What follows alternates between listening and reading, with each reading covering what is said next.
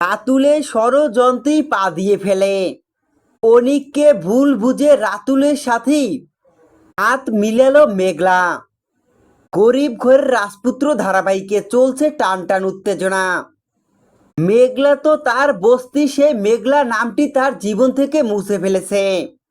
এখন সালিমা বিল্ডার্সের মালিক সালিমা হয়ে ধারাবাহিকে ঝড় তুলছে। কেননা মেঘলার সন্তান মারা যাওয়ার পরে কঠিন হয়ে উঠেছে মেঘলা। মেঘলার সন্তান মারা যাওয়ার কারণে অনিককে দায়ী করে অনিকের সাথে সমস্ত সম্পর্কই শেষ করে মেঘলা। কিন্তু আসলে যে মেঘলার সন্তান মারা যাওয়ার পিছনে অনিকের কোনোই হাত নেই।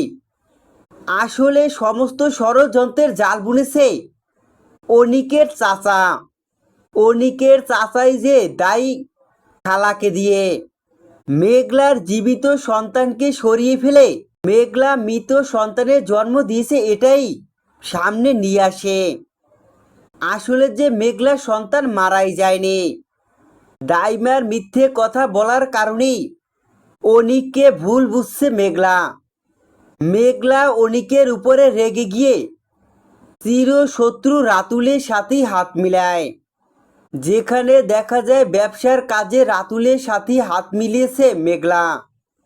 তো বন্ধুরা, আবারও নতুন কোন বিপদে পড়তে চলেছে রাতুলের ষড়যন্ত্রে মেঘলা, নাকি আবারও রাতুলের কাছ থেকে সমস্ত গোপন কথা বের করতে মেঘলার চাল? তোমাদের কি মনে হয় কমেন্ট করে অবশ্যই জানাও। গরিব ঘরের রাজপুত্র ধারাবাহিক এসবই তোমরা দেখতে হবে আগামী পর্বে।